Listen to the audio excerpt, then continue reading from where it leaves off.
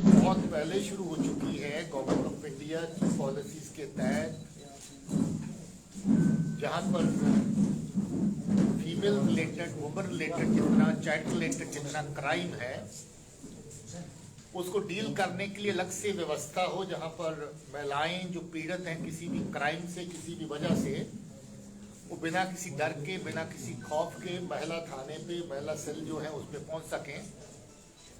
हम लोग अभी तक रेंज लेवल पे वुमन पुलिस स्टेशन की व्यवस्था जगह जगह पर कर चुके हैं। उधमपुर उसी कड़ी में आज जो इनॉग्रेशन हुई उसका एक हिस्सा है। इससे पहले हम रजौरी में वुमन पुलिस स्टेशन बना चुके हैं। जम्मू में बड़े लंबे अरसे से पहले से चल रहा था, श्रीनगर में पहले से चल रहा था, कठुआ में कोई 1.5 साल पहले हम लोगों ने इनॉग्रेट किया था वुमन पुलिस स्टेशन। बारामूला में अभी कर चुके हैं।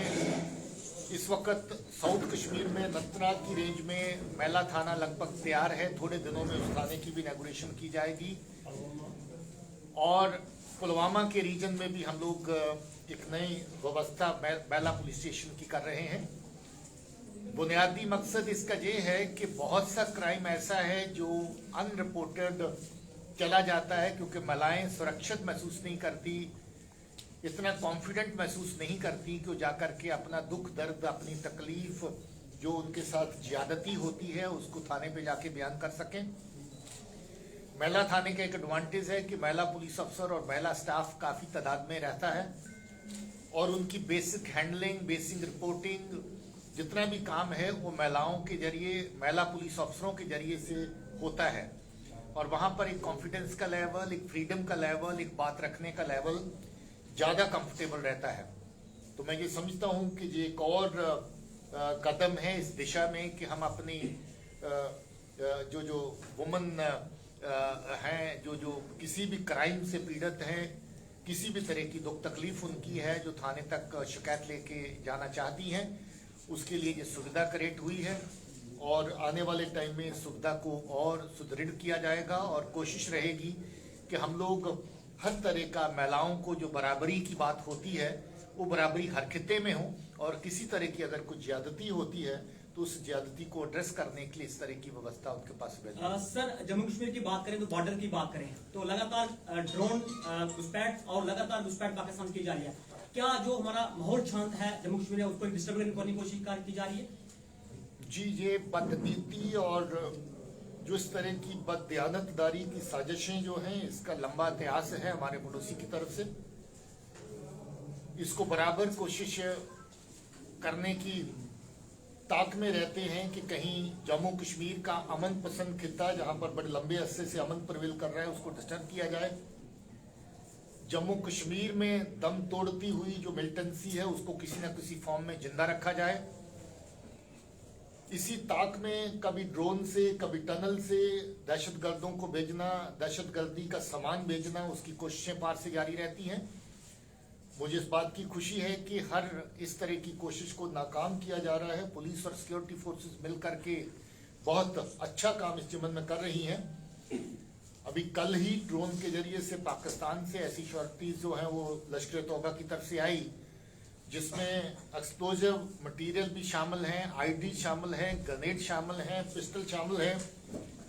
और पहली बार इस तरह का कोई केमिकल भेजा गया जो एक लिक्विड की फॉर्म में है, जिसको हम लोग एनालाइज कर रहे हैं, एनालिसिस कर रहे हैं वो किस मकसद के लिए है, किस तरीके से वो नुकसान पहुंचा सकता है।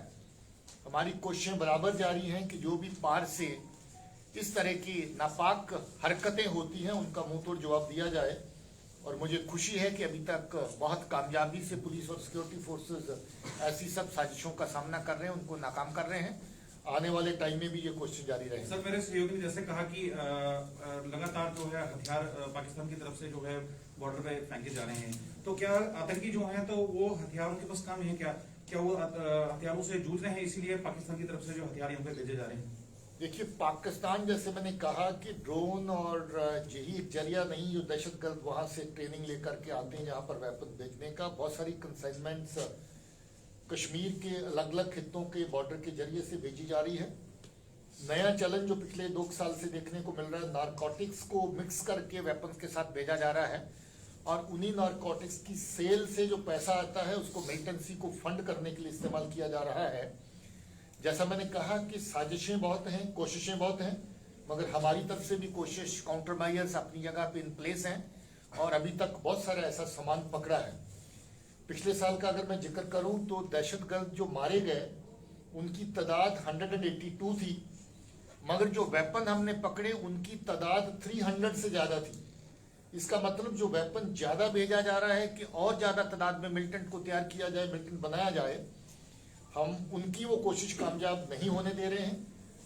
इस तरह के हथियार, वेपन, आईडीज दहशतगर्द के हाथ में पहुंचने से पहले ही पुलिस और सिक्योरिटी फोर्सेस इंटरसेप्ट कर रही हैं, जो कि बहुत अच्छी बात है, क्योंकि अगर ये हथियार, ये गोला बारूद उनके पास पहुंचता है तो समाज में और ज्यादा वायलेंस का लेवल बढ़ता है और ज्यादा दहशत जो है उसका माहौल बनता है।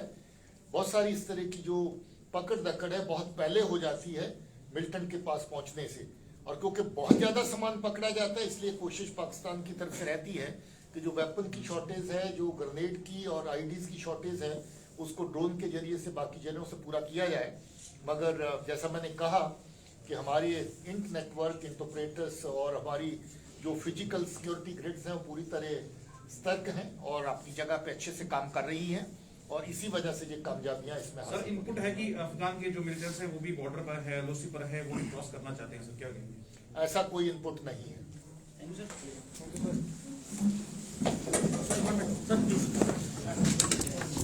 सर।